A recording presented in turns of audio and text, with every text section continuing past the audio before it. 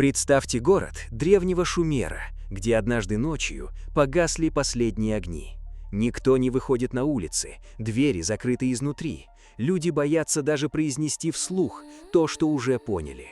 Потому что утром первые дома окажутся пустыми, затем исчезнут целые семьи, а через несколько дней город, который еще недавно был полон жизни, превратится в место смерти. Но самое страшное, люди будут знать причину. Это не случайная болезнь, не враг у стен, не голод. Они будут уверены, за городом пришел Нергал. И это только первый из ужасов, которые скрывает древняя шумерская мифология. Дальше будут существа, перед которыми даже бог чумы может показаться не самым страшным кошмаром. А в конце списка нас ждет имя того, кого жители Месопотамии боялись настолько сильно, что старались не произносить его после наступления темноты. Нергал не был богом, которому молились ради богатства или удачи. Его вспоминали тогда, когда надежда уже исчезала. Его связывали с войной, эпидемиями, разрушением и царством мертвых.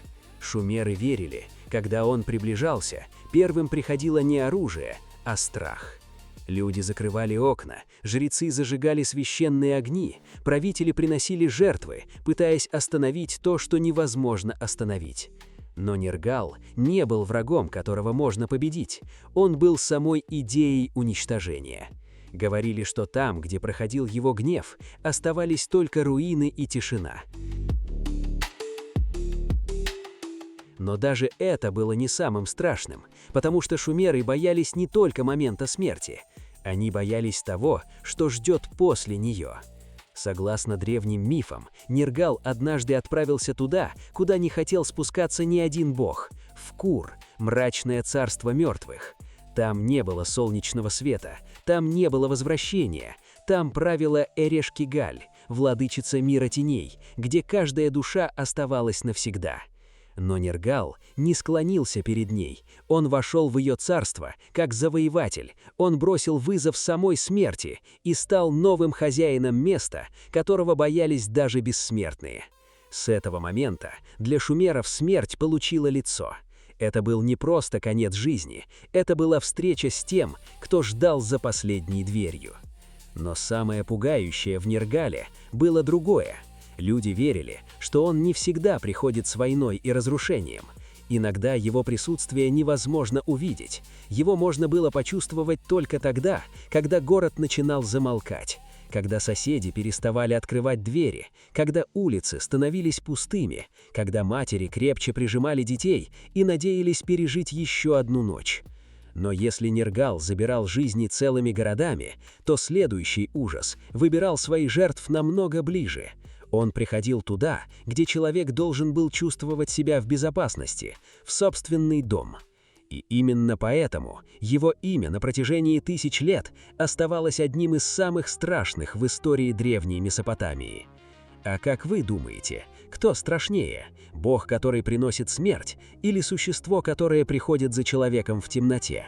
Напишите свое мнение в комментариях, потому что дальше нас ждет история того, кого боялись больше всего именно ночью. Самые страшные кошмары человека начинаются не на поле битвы и не среди разрушенных городов. Они начинаются там, где он должен чувствовать себя в полной безопасности, в собственном доме. Представьте глубокую ночь в древнем городе Месопотамии. Огонь в очаге почти погас. Ребенок спокойно спит рядом с матерью. За стенами тишина. Но именно в такие моменты люди боялись открыть глаза, потому что верили, в темноте может находиться то, что невозможно остановить оружием. Оно не ломает двери, не поднимает армию, не захватывает города. Оно просто ждет. Ее имя старались произносить шепотом – Ламашту. И если Нергал был ужасом целых городов, то Ламашту была ужасом одной семьи. Но дальше история становится еще страшнее, потому что это существо не просто приносило смерть, оно воплощало самый древний страх человека – страх потерять ребенка. Древние жители Месопотамии верили, что Ламашту приходила именно ночью, в то время, когда человек слабее всего, когда разум еще не проснулся, а страх уже появился. Она могла проникнуть туда, куда никто не мог попасть, в дом, наполненный любовью, к ребенку, которого родители пытались защитить любой ценой. Ее изображали как создание, которое нарушало все законы природы. В ней соединяли черты человека и зверя, голову львицы, когти хищной птицы, тело существа, которое невозможно спутать ни с одним живым существом. Но ее внешний вид был не самым страшным. Самое страшное было в том, что ей приписывали древние люди. Они верили, что Ламашту могла приносить болезни младенцам, угрожать беременным женщинам и забирать тех, кого родители только успели полюбить. Представьте мать, которая просыпается среди ночи от плача ребенка. Она зажигает огонь, подходит к колыбели, но там никого нет. Только странный амулет рядом с кроватью расколот пополам. Для жителей древней Месопотамии именно так выглядело присутствие Ламашту. Когда врачи не могли объяснить болезнь, когда молитвы не помогали, когда семья теряла ребенка, люди искали причину в невидимом мире. Они создавали защитные амулеты, читали заклинания и обращались к другим силам, надеясь остановить ту, которую невозможно было увидеть. Но здесь начинается самая странная часть этой истории. Древние люди нашли способ бороться с Ламашту не добром и не светом. Они противопоставили одному ужасу другой ужас. Они призвали образ существа, которое выглядело еще страшнее самой Ламашту. Демона, чье лицо могло испугать любого человека. Но именно его изображение они вешали возле детей, чтобы защитить их от ночного кошмара. И это доказывает одну странную вещь. Иногда в мире древней мифологии самый страшный монстр мог стать единственной надеждой против еще более страшного. Ламашту была не просто демоном из старых историй. Для жителей Месопотамии она была воплощением момента, когда счастье превращалось в страх за одну ночь. Но если Нергал приносил смерть городам, а Ламашту приходила за детьми, следующий обитатель этого списка владел местом, куда однажды попадет каждый человек. И там не было ни спасения, ни возвращения. Как вы думаете, что страшнее? Чудовище, которое приходит ночью, или место, из которого никто никогда не возвращается? Напишите свое мнение в комментариях, потому что дальше нас ждет царица мира мертвых, та, перед кем даже боги чувствовали страх. Есть страх смерти, а есть страх того, что ждет после нее. Для жителей древней Месопотамии смерть не была концом пути, это была дверь. Дверь, за которой начиналось царство без света, без надежды и без возможности вернуться назад. И за этой дверью ждала она, Эриш-Кигаль. После Нергала, который приносил гибель городам, и Ламашту, которая приходила за самыми беззащитными, появляется сила еще страшнее, та, перед которой были бессильны даже боги. Потому что от нее нельзя было спрятаться, нельзя было убежать. Рано или поздно каждый должен был предстать перед ее троном. Ее имя означало «Великая госпожа Великой Земли», хозяйка Кур, мрачного подземного мира, куда уходили души умерших.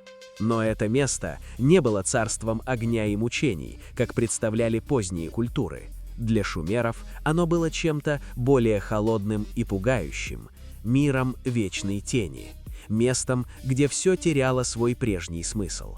Там не было прежней жизни, не было возвращения, не было солнечного света. Представьте, что вы проходите через 7 ворот, ведущих в царство мертвых. На каждом из них вы оставляете часть себя.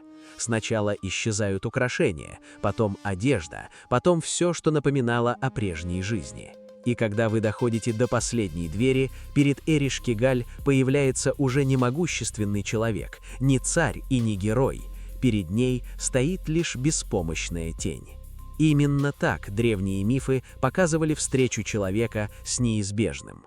Но даже среди богов существовала та, кто однажды решила бросить ей вызов. Ее имя было Инанна, богиня любви, власти и войны. Она добровольно отправилась в Кур, желая получить власть над царством своей сестры. Но Эриш-Кигаль не встретила ее как родную. Она заставила пройти через 7 ворот, лишая ее силы шаг за шагом, а затем вынесла свой приговор. Инанна была уничтожена и повешена на крюке в царстве мертвых. Этот миф на протяжении 1000 лет напоминал людям одну вещь. Перед смертью нет разницы между Богом и человеком. Но самое страшное в Эриш-Кигаль было не то, что она могла забрать жизнь. Самое страшное, она владела тем местом, куда уходили все. Даже Нергал, бог чумы и разрушения, не смог остаться вне ее царства. Он вошел туда как завоеватель, но в итоге стал ее супругом и разделил с ней власть над миром мертвых. Для жителей Месопотамии Эриш-Кигаль была не просто богиней подземного мира, она была напоминанием о том, что от последней двери не существует ключа.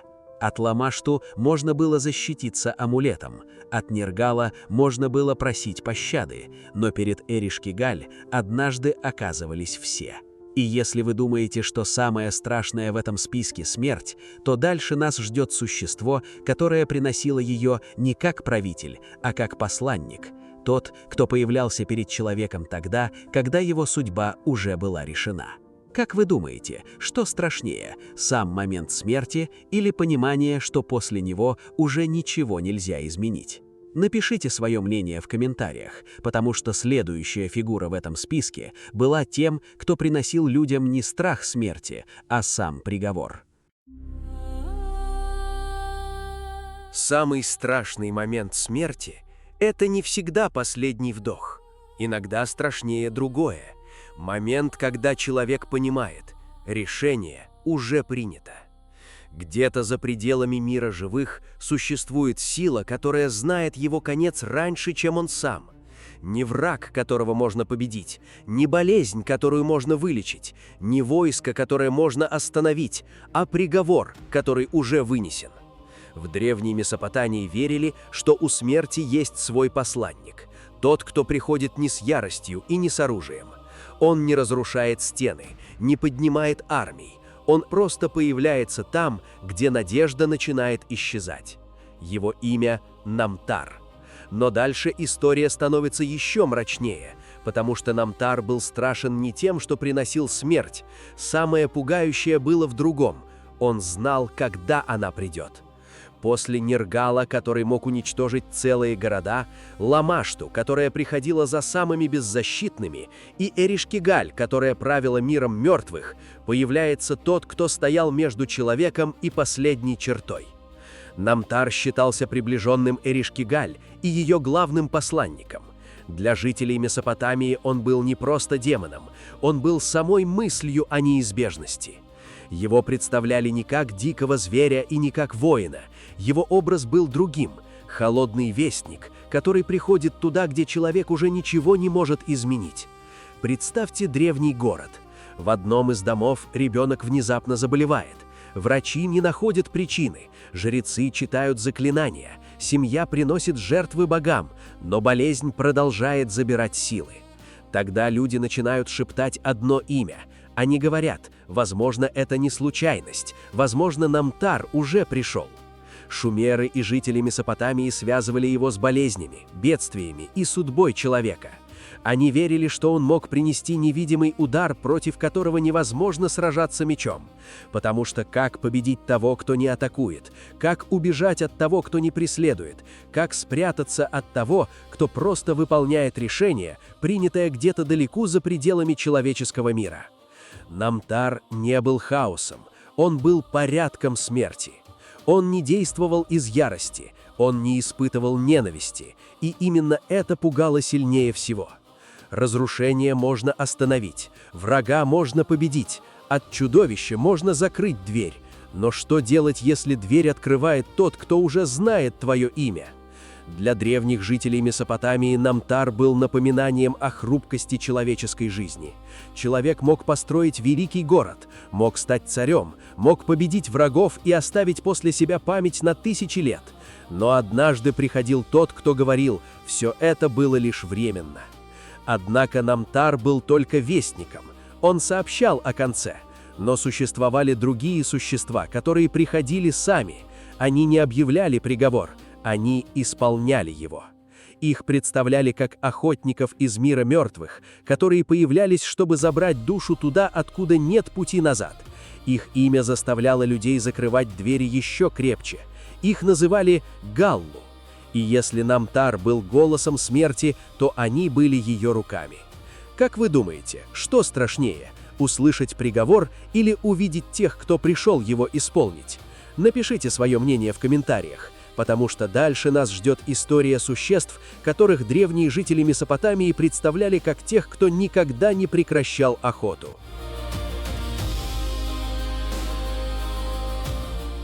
Есть существа, которых человек боится не потому, что они сильнее его, а потому, что от них невозможно спрятаться.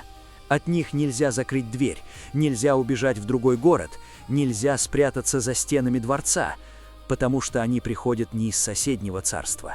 Они приходят оттуда, куда однажды попадет каждый человек, из мира мертвых. В древней Месопотамии верили, что существуют существа, которые не убивают из ярости и не разрушают ради удовольствия. Они приходят только тогда, когда решение уже принято. Их называли Галлу. После Нергала, бога разрушения и смерти, Ламашту, кошмара матерей, Эрешки-Галь, владычицы царства мертвых, и Намтара, вестника неизбежного приговора, появляются те, кто превращал этот приговор в реальность. Галлу были не просто демонами, они были охотниками из мира Кур, царства, куда уходили мертвые. Представьте древний город Месопотамии. Ночь опускается на улицы, последние огни исчезают за стенами домов. Люди закрывают двери и надеются, что новый день наступит для всех. Но где-то за пределами мира живых уже движется то, чего невозможно остановить. Ни армия врагов, ни болезнь, ни голод, только тени, которые знают дорогу туда, где находится их цель. Самое страшное в Галлу было не то, как они выглядели. Древние люди боялись их не из-за внешности. Они боялись их из-за того, что эти существа не ошибались. Они не приходили случайно, они не искали жертву, они выполняли волю мира мертвых. В одном из самых известных мифов Месопотамии Галлу появляются в истории богини Инанны. Когда она оказалась пленницей царства Эрешки-Галь, именно эти существа были отправлены за ней. Они не испытывали страха перед богами, они не преклонились перед ее силой. Для них даже великая богиня была лишь частью закона смерти. И именно это делало Галлу настоящим кошмаром для древних жителей Шумера. Перед чудовищем можно бороться, перед врагом можно поднять оружие, даже перед Богом можно попытаться попросить милости. Но что делать против тех, кто не испытывает ненависти, кто не хочет победы, кто просто пришел выполнить приказ? Шумеры верили, что граница между миром живых и миром мертвых очень тонкая. Иногда болезнь, несчастье или внезапная смерть могли казаться людям знаком того, что Галлу уже находятся рядом. Они представляли, как невидимые силы проходят через темные улицы, через двери домов, через пространство между жизнью и смертью. Но самое пугающее было даже не в том, что Галлу могли забрать человека. Самое страшное, они напоминали людям о правде, которую никто не хотел принимать. Великие цари умирали, богатые становились прахом, герои исчезали. Перед миром мертвых все становились одинаковыми. Галлу были не концом истории, они были последним шагом, последней тенью перед дверью, за которой уже не было обратной дороги.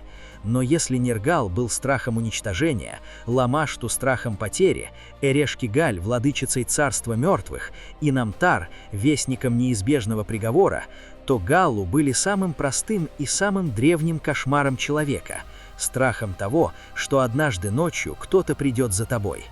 И самое страшное, в древних текстах Месопотамии эти существа не были фантазией о монстрах. Для людей того времени они были объяснением тех моментов, когда жизнь внезапно менялась навсегда. Но это были только первые 5 имен из огромного мира древних страхов. В шумерских табличках сохранились истории о существах, которые управляли ветрами, хаосом, судьбой богов и силами, которые люди боялись даже больше смерти. Как вы думаете, кто из первой 5 оказался самым страшным? Ниргал, тот, кто приносил гибель городам, Ламашту, кошмар матерей, Эрешкигаль, владычица мира мертвых, Намтар, вестника неизбежного приговора, или Галлу, охотники, которые приходили из тьмы? Напишите свое мнение в комментариях.